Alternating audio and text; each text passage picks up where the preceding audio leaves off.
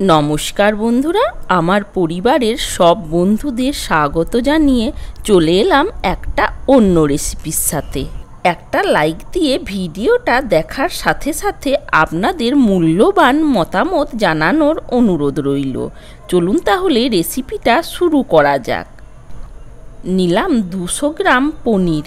পনিরের মধ্যে দিয়ে দিলাম সামান্য লবণ, তার সাথে দিয়ে দিলাম সামান্য লঙ্কার গুঁড়ো।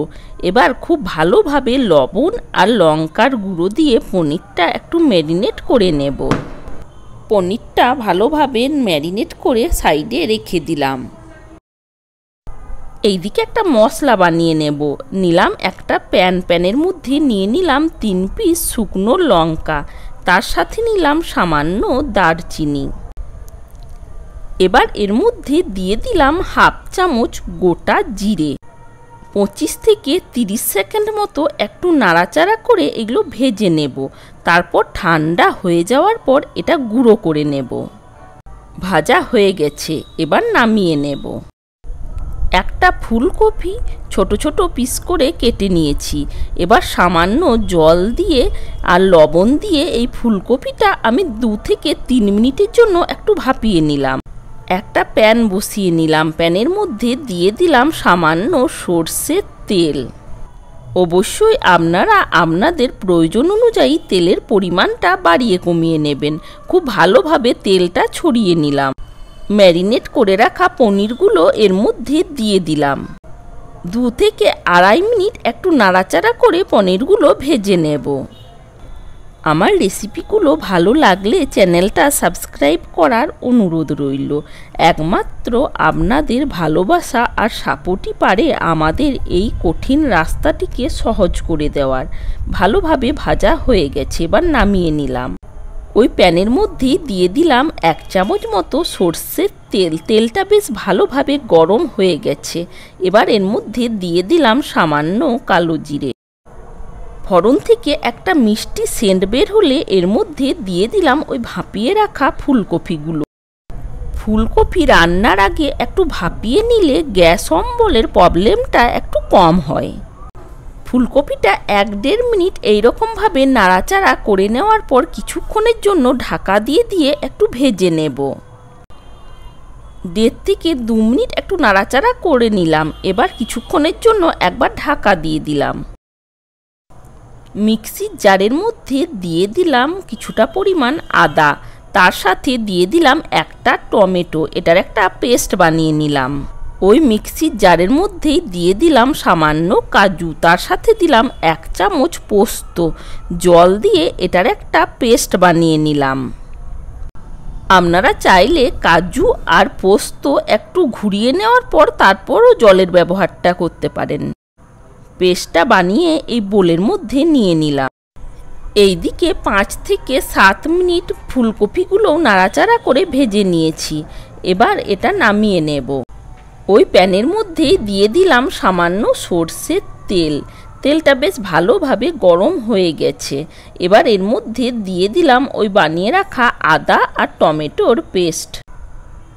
পেস্টটা দিয়ে একটু নাড়াচাড়া করে নেওয়ার পর এর মধ্যে দিয়ে দিলাম সামান্য লঙ্কার গুঁড়ো। আমি এই রান্নাতে হলুদের ব্যবহার করিনি, আপনারা চাইলে সামান্য হলুদও দিতে পারেন।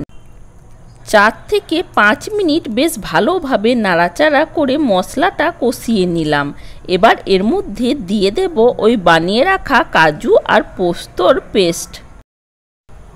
এই রেসিপিটা রুটি, লুচি, পরোটা সবের সাথেই খেতে বেশ ভালো লাগে। একটু নাড়াচাড়া করে নিলাম। এবার এটাও আমি কিছুক্ষণ সময় ধরে কষিয়ে নেব। 1-1.5 মিনিট ভালোভাবে কষিয়ে নেওয়ার পর আমি এর মধ্যে দিয়ে দিলাম ওই ভেজে নেওয়া ফুলকপিগুলো। ফুলকপির সাথে এই মশলাটা ঢাকা দিয়ে কষিয়ে নেব, তাহলে ফুলকপিটা অনেকটাই সেদ্ধ হয়ে যাবে। দিলাম পরিমাণ মতো লবণ।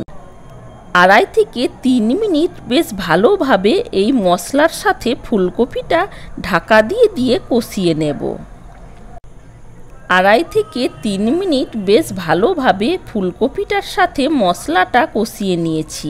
আর মাঝে একবার নাড়াচাড়া করে নিয়েছিলাম। দেখুন খুব ভালোভাবে কষানো হয়ে গেছে। মশলার সাথে বেশ ভালোভাবে নাড়াচাড়া করে কষিয়ে নেওয়ার পর দিয়ে দিলাম ওই ভেজে নেওয়া মশলা। যেহেতু আমি এই ভাজা মশলাটা দিয়েছি তাই আমি এর মধ্যে আর জিরে গুঁড়োর ধনে গুঁড়োর ব্যবহার করিনি। ওই ভেজে নেওয়া গুঁড়ো মশলাটার সাথেও বেশ ভালোভাবে একটু নাড়াচাড়া করে দিয়ে দিলাম পরিমাণ মতো জল। যেহেতু ঢাকা দিয়ে দিয়ে ফুলকপিটা কষিয়ে নিয়েছিলাম তাই অনেকটাই সেদ্ধ হয়ে গেছে, জলের পরিমাণটা একটু কম দিলাম। এবার কিছুক্ষণের জন্য ঢাকা দিয়ে বাকিটা সেদ্ধ করে নেব। 2 থেকে 3 মিনিটের জন্য ঢাকা দিয়ে সেদ্ধ করে নিলাম। এবার এর মধ্যে দিয়ে দিলাম নারকেলের দুধ। বাজারে যে কোকোনাট মিল্ক পাউডার পাওয়া যায় ওটাই জলের মধ্যে গুলে এই রেসিপিতে ব্যবহার করেছি।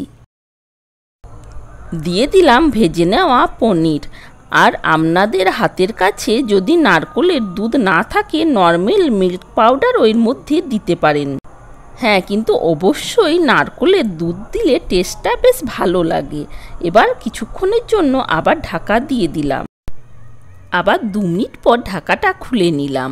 দেখুন গ্রেভিটা এইরকমভাবেই রাখতে হবে, কারণ ঠান্ডা হয়ে যাওয়ার পর অনেকটাই ঠিক হয়ে যাবে। দিয়ে দিলাম খুব সামান্য চিনি, তার সাথে দিয়ে দিলাম ড্রাই রোস্ট করে রাখা কসুরি মেথি। বেশ ভালোভাবে একটু নাড়াচাড়া করে মিশিয়ে নেব। আপনারা চাইলে এর মধ্যে ঘি দিতে পারেন, কিন্তু আজ আমি ঘি দিইনি। তৈরি হয়ে গেছে। ব্যস্ত জীবনে মূল্যবান সময় বের করে পুরো ভিডিওটা দেখার জন্য অনেক অনেক ধন্যবাদ। ভালো থাকবেন, সুস্থ থাকবেন। আবার দেখা হবে অন্য কোনো রেসিপির সাথে। Thanks for watching.